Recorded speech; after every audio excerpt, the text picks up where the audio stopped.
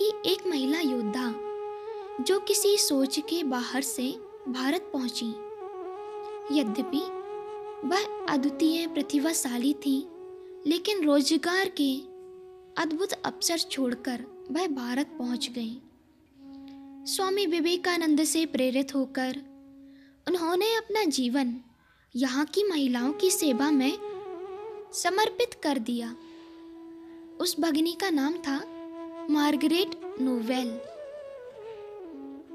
Margaret Elizabeth Nobel, जो लोकप्रिय रूप से भगिनी निवेदिता के रूप में जानी जाती हैं। स्वामी विवेकानंद ने भगिनी निवेदिता से कहा था कि भविष्य की भारत संतानों के लिए तुम एकाधार में जननी, सेविका और सखी बन जाओ। अपने गुरुदेव के इस आदेश का उन्होंने पालन किया। भारत की लज्जा और गर्व निवेदिता की व्यक्तिगत लज्जा और गर्व बन गए थे। किसी भी विदेशी महिला ने भारत के धर्म, संस्कृति, दुख और स्वप्न को निवेदिता की तरह अपना समझकर ग्रहण नहीं किया। किसी भी विदेशी ने भारत के जनसाधारण के प्राणों की आशा आकांक्षाओं, भारत की अंतरात्मा के सत्य स्वरूप को इतनी सूक्ष्मता से समझा न था। दरअसल भारत के प्रति उनका आत्मनिवेदन इतना आंतरिक, सर्वग्रीण और परिपूर्ण था कि उनको विदेशी कहना ही मानो उनका अपमान करना था। उन्होंने कभी भारत की आवश्यकता, भारतीय नारी जैसे शब्दों का उच्चारण नहीं किया। वे कहती, हमारी आवश्यकता हमारी नारी। भारतवर्ष की बात उठते ही वे भाव विभोर हो जाया करती। जापमाला लेकर वे भावावस्था में जाप करती, भारतवर्ष भारतवर्ष भारतवर्ष, माँ माँ माँ। भारत के प्रति भगिनी निवेदिता की सेवा का स्मरण करते ही हृदय में भारत भक्ति की विद्युत तरंग दौड़ जाती है। हमारे हृदय में भारत भक्ति की प्रेरणा जगाने वाली भगिनी निवेदिता को सत सत नमन। वास्तव में निवेदिता जगत जननी थी, लोक माता थी। हमने सहृदय ही कभी इतने मात्र स्नेह के दर्शन किए होंगे जो अपने परिवार क्षेत्र के बाहर एक संपूर्ण देश को आत्मसात कर सकता हो, जिनके माध्यम से वे काम करती थी। उनके हित के लिए वह त्याग कर सकती थी। यही कारण है कि वे नर में नारायण के दर्शन कर सकी। विश्व विजयी देशभक्त सन्यासी स्वामी विवेकानंद ने 1897 ईस्वी में कहा था, आने वाले 5 वर्षों तक हमें केवल एक ही बात का ध्यान रखना चाहिए और वह है अपनी मातृभूमि। भारत माता ही एकमेव जागृत दैव्य है। भगिनी निवेदिता ने स्वामी जी के इसी संदेश को अपना जीवित्य कार्य बनाया और जीवन के अंतिम श्वास तक उसे निभाया। 28 अक्टूबर 1867 के दिन आयरलैंड में जन्मी मार्गरेट एलिजाबेथ नोबेल बचपन से ही सरल, भक्तिवान और स्वतंत्रता प्रेमी थी। राष्ट्र प्रेम और निस्वार्थ वृत्ति जैसे उन्हें विरासत में मिली थी। मार्गरेट के दादा दादी आयरलैंड के स्वतंत्रता संग्राम में सहभागी थे।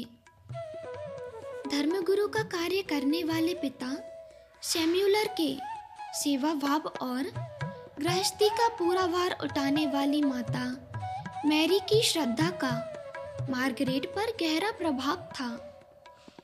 श्रद्धापूर्वक परिश्रम से अध्ययन करते हुए वे स्वयं शिक्षिका बनी और शिक्षा क्षेत्र में नए नए प्रयोग भी किए। शिक्षा के साथ साथ वे अपने विद्यार्थियों में सेवा भाव भी जागृत करती थीं। पिता के अचानक देहांत होने के पश्चात उन्होंने परिवार का दायित्व भी निभाया। उन्हें ईसाई मत के साथ साथ बौद्ध मत का भी अच्छा ज्ञान था। भगवान बुद्ध के आदर्श वचनों से वे अत्यंत प्रभावित हुई थी।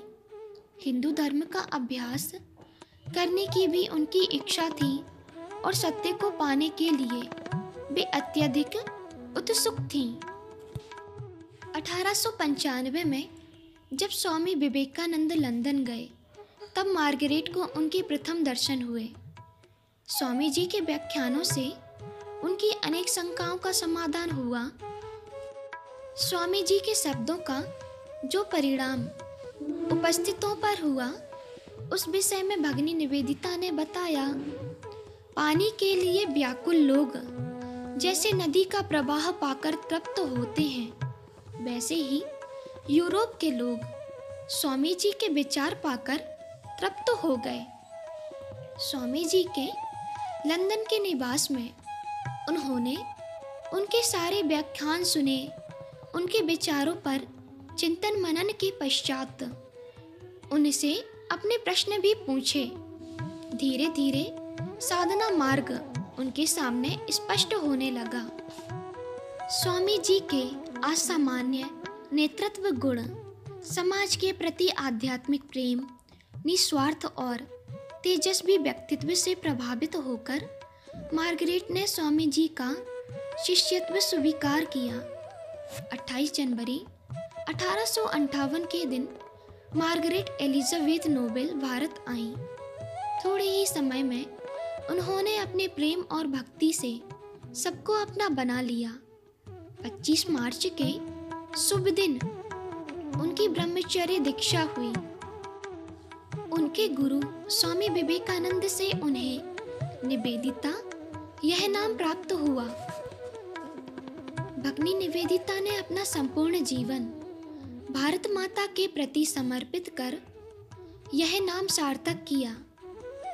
भारत भूमि के प्रति उनका अपनत्व इतना आंतरिक था कि संभाषण में भारत का उल्लेख वे यह देश और इंग्लैंड का उल्लेख वह देश इस प्रकार से करती। ठाकुर श्री रामकृष्ण परमहंस की सहधर्मचारिणी शारदा देवी के शुभ आशीर्वाद से भगिनी निवेदिता ने बालिका विद्यालय का आरंभ किया। उन दिनों बालिकाओं को विद्यालय में आने के लिए प्रेरित करने हेतु भगिनी घर घर जाकर अभिभावकों से संपर्क करती, उनको शिक्षा का महत्व समझाती, भारत की संस्कृति, संस्कार तथा मातृभाषा में प्राथमिक शिक्षा का महत्व विशद करती। विद्यालय में भगिनी लेखन पाठन के साथ साथ चित्रकला, सिलाई, कढ़ाई, बुनाई, मिट्टी की वस्तुएं बनाना तथा अनन्य हस्त व्यवसाय भी सिखाती। बालिकाओं के मन में राष्ट्रभक्ति जागृत करती। वंदे मातरम गान पर बंदी होने पर भी विद्यालय में वंदे मातरम गाने की परंपरा उन्होंने कायम रखी। एक बार उन्होंने विद्यालय की बालिकाओं से पूछा, भारत की महारानी कौन है? तो जवाब मिला, रानी विक्टोरिया। इस उत्तर से वे अत्यधिक क्रोधित हो गईं। उन्होंने बालिकाओं को समझाया कि भारत की महारानी तो माता सीता ही हैं।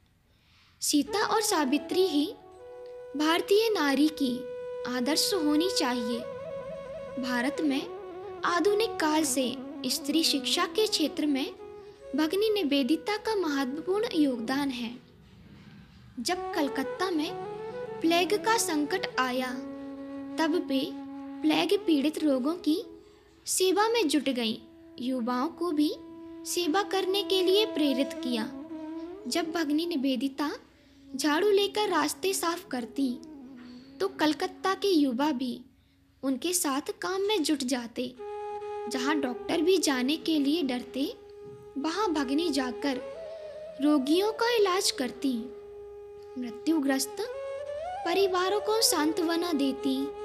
कार्य की आर्थिक आवश्यकताओं की पूर्ति करने हेतु उन्होंने अपने केवल दूध व फल के अत्यंत अल्पाहार से दूध कम कर दिया और सेवा कार्य करती रही।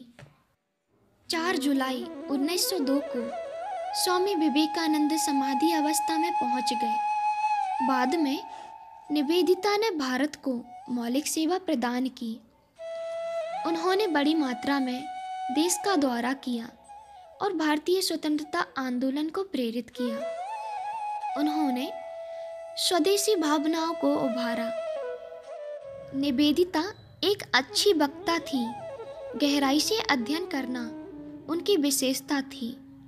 उन्हें भारतीय आत्म तत्व का एहसास हो गया था।